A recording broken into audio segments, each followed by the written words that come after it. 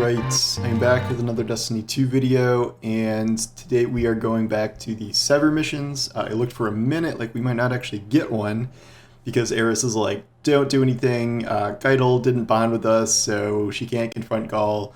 Caiatl's gonna confront Gaul anyway, so despite not being part of our little hive ritual, she's still being haunted by the nightmare of Dominus Gaul, who was her former mentor, who she helped overthrow her father, Callus. And she has to take that on. Before we start that, the first thing you'll notice as a story development is that the Ergagor, I don't know how to pronounce it. The Ergagor contamination has spread beyond Eris's little Crown of Sorrow hangouts in the HELM and is now branched out to be creeping through the decontamination gate, which has done nothing apparently, and is now spreading into the larger main area of the HELM. We've seen Bungie images actually that suggest the corruption is going to continue to spread as the season goes on.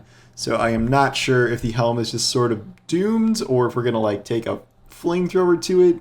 No one seems very concerned about it though, so I don't really know what's going on there. Besides that, we run the Sever mission. This is in a new part of the Leviathan that we have not been before.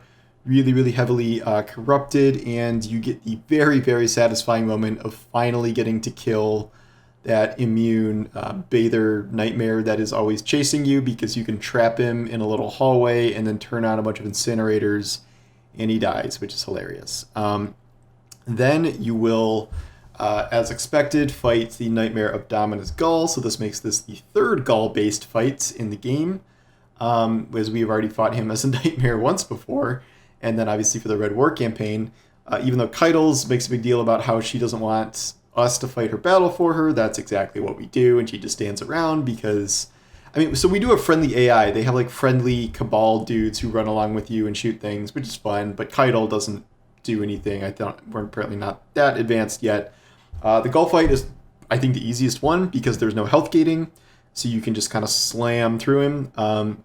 But beating him doesn't matter because Caiatl is not confronting the roots of her problem. It's just kind of hilarious at baseline that her first instinct when confronted with a manifestation of her own guilt and shame and anger about her own issues is to challenge that thing to a right of proving. Very Cabal. But this entire season is kind of just a metaphor for therapy in terms of like getting help and overcoming your grief and shame and other issues and things like that you have going on. And the example here is that you can't do it alone. Caiatl is just trying to like brute force her way past this trauma and her old life, and she can't. So she is going to end up turning to Eris to do the ritual and fully confront Gaul with the power of the Holy Spirit of friendship. I don't know, but this is like a very good storyline with very good writing. I really do like this storyline in terms of how it deals with these issues. I think it's done that very well. And I think the Caiatl example here is working well. I do think we're not really going to get to a place where Dominus Gaul is just like hovering in the Helm room. It's like a cured version of himself, but who knows, maybe. What was interesting about this week is that after you finish the Sever mission, there's like a little secondary thing where Eris tells you to meet her on the moon and then go do the Lost Sector in Sorrows of Harbor. And then after that, you need to kind of retrace your steps and go all the way back to the dormant pyramid that we found during Shadowkeep. I was starting to get very excited for this because I was like, oh, we're going to go back there. Like maybe there's like a fight inside there. Because I remember walking through that for the first time and I thought it would have been fun to like fight stuff in there. Doesn't happen. You just kind of run into the corpses of some legionnaires that Callus sent down there, and nothing happens. You're just in that old area of that mission.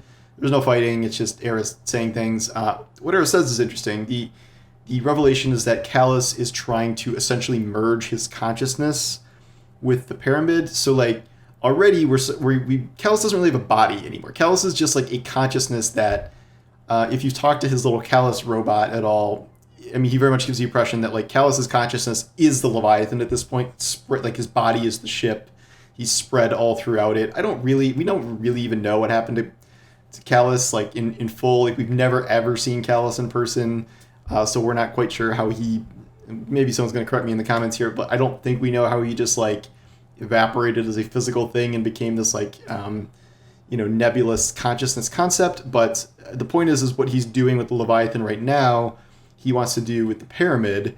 And Eris, I'm not sure how she knows this, but she's saying that this is like at the direction of the voice in the darkness, the direction of the witness, that this is something that he's being told to do. There's like a lot of pyramids around. I'm not really sure what is so special about this one specifically. The dormant one on the moon, I mean, I guess it's closer to Earth than anything else, but I think we've also proven that we very much do not have anything approaching a defense against the pyramids, so I don't know why they can't just bring in another pyramid. A little confused about that, but I do wonder if the end of this is going to involve that pyramid kind of rising out of the moon and either hovering over the moon, hovering over Earth, I don't know, something.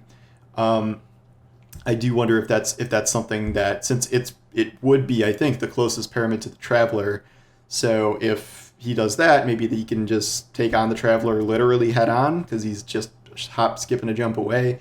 Again, not sure why other pyramids can't just come over normally, but yeah, we'll see what happens there. Next week is the final mission, we think, in terms of whatever's going to happening. Presumably Caiatl will confront her demons, but this all kind of just seems like a distraction. Like, it doesn't actually seem like we're really hurting Calus's plan all that much. He just kind of seems to be doing whatever he's doing anyway. So that's kind of how things are going there, and it feels like something not great is going to happen, and we're not just going to like heal everyone's wounds and live happily ever after. I feel like something bad will happen, but we'll have to wait another week for that. So this was kind of what I expected this week with this little bonus tagged on the end. I wish it was like the second part was a little more of a mission, but whatever. In terms of actual just stuff this week, gonna try and get Heart Shadow, farm some more dungeon things, but that is pretty much it for me in terms of like my agenda. I got my last Drang frame. I can custom craft one of my 2 missing haunted weapons, either the AR or the rocket launcher, and then I'm done. Because I'm not going to get the dungeon ones, because those are impossible, but then I will have crafted all of those.